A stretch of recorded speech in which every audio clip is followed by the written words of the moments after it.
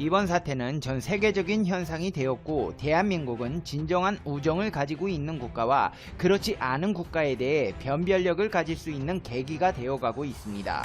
근데 여기 우리가 잘 몰랐던 친한 친구를 발견하게 되어 세간의 이목을 집중시키고 있다는데요. 자세히 알아보겠습니다. FTV 팩트 체크. 최근 국내 온라인을 중심으로 에티오피아의 방역을 돕자는 목소리가 나오고 있습니다. 근데 그 이유가 눈에 가는데요. 아프리카 유일의 6.25 한국전쟁 참전국이라는 겁니다. 실제로 지금으로부터 정확히 70년 전인 1950년 6.25 전쟁이 발발했을 당시 세계 최약국이었던 한국은 다급하게 전세계에 파병 지원을 요청했습니다. 그때 머나먼 땅 아프리카에서 유일하게 지상군을 보낸 국가가 있었습니다. 바로 에티오피아였습니다. 한국에 참전한 많은 국가 중에 이해관계를 위해서가 아닌 오직 침략으로부터 자유를 지키기 위한 신념으로 손을 내민 나라는 에티오피아뿐이었습니다. 그 당시 에티오피아를 다스렸던 하일레 셀라시의 황제는 직접 황실 직속 병력 군대를 파병하며 이렇게 말했습니다. 가거라. 살아 돌아올 생각을 하지 말고 전부 거기에 가서 모두 맹렬하게 싸워서 전사하거라. 만약 사지가 멀쩡하게 돌아온다면 짐의 이름을 걸고 절대로 용서치 않겠다. 너희들의 죽음의 대가로 저들에게 자유라는 것을 손에 꼭 안겨주거라. 우리 민족이 과거에 이탈리아인들에게 무엇을 당해왔는지는 말하지 않아도 그 고통을 뼛속까지 알고 있을 것이다. 그걸 알면서도 모른 척한다면 침략자들보다 못한 더러운 위선자일 뿐이다. 이렇게 한국의 순수한 의도의 파병을 한 이유를 보면 더욱 놀라운데요.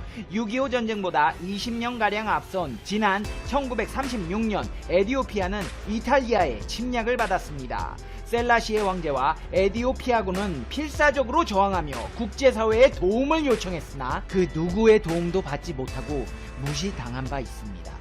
나라가 위기에 빠졌을 때 도움받지 못하는 약소국의 서름을 뼈저리게 느낀 셀라시의 황제는 자기만은 그렇지 하지 않겠다고 다짐했습니다.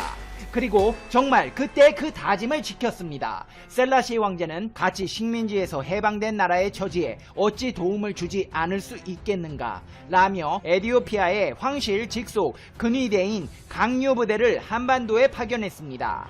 아무도 강요하지 않았는데 아무 관계도 없었던 우리나라에 먼저 손을 내민 것입니다. 그것도 정예 병력만을 보냈습니다. 총 6,037명의 에티오피아 젊은이들이 위기에 처한 한국을 위해 목숨을 바쳐 싸웠습니다. 숫자는 적었지만 적들에게는 공포의 대상으로 전설의 부대가 됐습니다.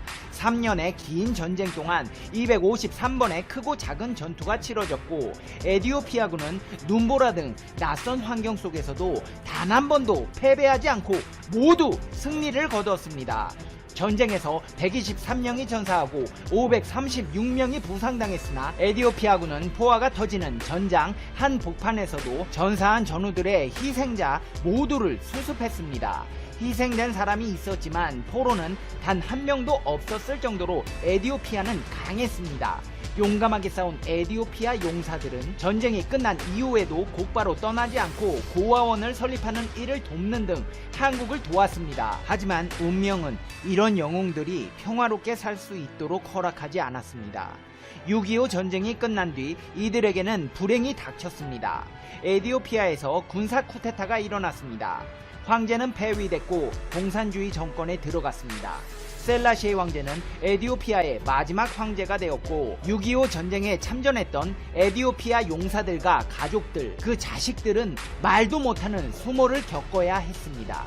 한국의 편에서 공산주의와 싸웠다는 이유로 민족 반역자로 낙인 찍혀 재산을 몰수당하고 직업을 잃었으며 억압받고 탄압받으며 최극빈층으로 살아갔습니다. 실제 장애인이 된 채로 판자촌에서 신문지를 깔고 자는 참전 용사들의 모습이 과거 우리나라에 보도된 적이 있습니다. 이들은 그런 환경 속에서도 한국을 도운 일을 후회하지 않았습니다. 에티오피아 강요부대의 영웅들은 아직도 이렇게 말합니다. 내 비록 온몸에 총탄이 박히고 팔다리를 잃었지만 한반도의 자유를 위해 싸운 자부심으로 한평생 살아왔습니다. 가난이 대물림돼 자식 교육도 못 시키고 있지만 한국이 발전되는 모습을 보니 참으로 흐뭇합니다. 6.25 전쟁 때 마신 유독가스 때문에 폐까지 손상돼 아직도 힘듭니다.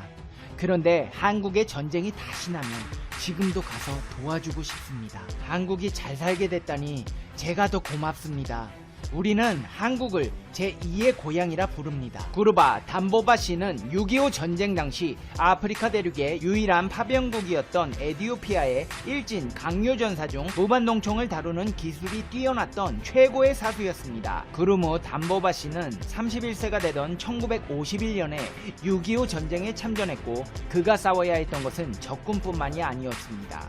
생전 처음 경험하는 눈보라와 혹한이 그의 앞을 가로막았던 것인데요. 그런 열악한 상황 속에서도 그는 적과 격전을 펼쳐 강원도 화천, 철원 일대 700고지, 낙타고지, 요크고지 전투에서 혁혁한 전공을 세웠습니다. 안타깝게도 구르바 담보바 씨는 전투 중 중상을 입고 고국으로 돌아가게 됩니다. 그런 그에게 얼마 지나지 않아 다시 한국으로의 파병 소식이 들려왔습니다. 완전히 회복되지 않은 몸이었음에도 한국을 진심으로 걱정하던 그는 두 번째 파병을 기쁜 마음으로 받아들이고 전쟁에 참전하여 자신의 임무를 성공적으로 수행해냈습니다. 구르바 담보바 씨는 당시를 회상하며 이렇게 말했습니다. 고국에서 진통제로 고통을 달래고 있을 무렵 다시 파병 소식이 알려졌습니다. 전쟁에 대한 참혹한 기억이 지워지지 않았지만 고통받는 한국인을 외면할 수 없었습니다. 1974년 에디오피아가 공산화되면서 한국의 자유민주주의를 지키기 위해 싸웠던 참전용사들은 어려운 생활을 이어가야 했습니다. 구르바 담보바 씨도 예외는 아니었습니다. 경제적 어려움 속에서도 그는 지구 반대편에 한국인을 도와 대한민국 자유를 수호했던 기억을 자랑스럽게 여겼습니다. 대한민국 정부는 그의 전공을 기려 6.25 전쟁 종공기장을 수여했습니다. 그랬던 에디오피아가 오늘날 우리나라에 도움을 요청하고 있습니다. 아비 총리는 자신의 사회관계망 서비스에 글을 올려 한국은 현 사태에 성공적인 대응 사례라며 관련 사태 극복을 위해 한국에 지원을 부탁한 사실을 밝혔습니다. 이 같은 사실이 알려지자 국내 온라인 커뮤니티와 SNS 등에서 에디오피아를 돕자는 의견들이 쏟아졌고 누리꾼들은 과거 에디오피아의 참전 사실을 언급하면서 이제는 한국이 도와야 할 때라고 주장하고 나섰습니다. 특히 올해가 한국전쟁 70주년인 만큼 이들의 희생과 헌신을 잊지 말아야 한다는 것인데요. 이에 대한민국 정부도 최근 양국 정상 전자회담에서 형제 국가임을 확인하고 에디오피아가 원하는 지원을 적극 검토 중입니다. 에디오피아는 베트남과 다릅니다. 베트남은 예고도 없이 한국인들을 입국 금지시켰지만 이들은 한국인들의 귀환을 돕는데 발벗고 나서고 있습니다.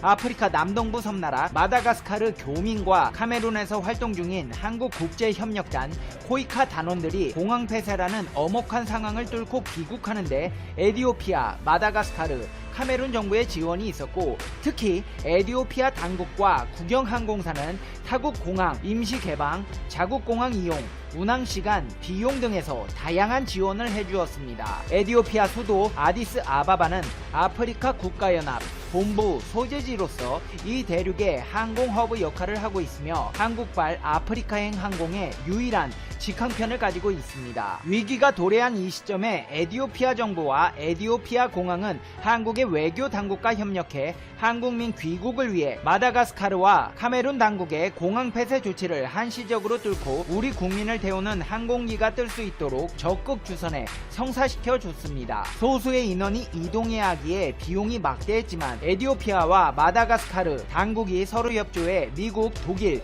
영국민 등 다른 나라 사람들에게 대한 추가 모객에 나섰고 카메룬에서도 에디오피아 항공사가 한국인들을 태울 비행기에 일본 국제협력단 자이카 사람들을 함께 태우는 작업을 성사시켰습니다. 이들 에디오피아 항공과 아프리카 당국들의 노력으로 한국민 귀환 비용이 당초 예상보다 3분의 1 수준으로 줄어든 것으로 알려졌습니다. 귀국에 성공한 한국 국민들은 에디오피아 정부, 에디오피아 항공, 마다가스카르 정부, 카메룬 정부에 깊은 감사를 표했습니다. 대한민국 정부도 UN 평화유지군 파견 임무를 마치고 복귀한 한빛부대를 언급하며 우리 한빛부대 장병들이 아비 총리와 에티오피아 관계당국의 적극적인 협조 덕분에 에티오피아 항공 전세기를 이용해 무사히 귀국했다며 감사의 뜻을 전했습니다. 한국 정부는 현재 120여 개국 지원 및 수출 요청이 있기 때문에 에티오피아를 우선순위로 정하고 있는 것으로 알려져 있습니다. 한국 전쟁 전에는 우리나라보다 훨씬 잘 살았던 에티오피아. 그러나 그들도 내정과 국가 지도자 및 사회 지도층 인사들의 무능과 부패로 인해 무너졌습니다. 지구상에서 제일 빈곤한 국가 중 하나가 되고만 에티오피아지만 현재 한국이 잘 살 수 있는 것은 이들의 피와 땀이 있었기 때문입니다.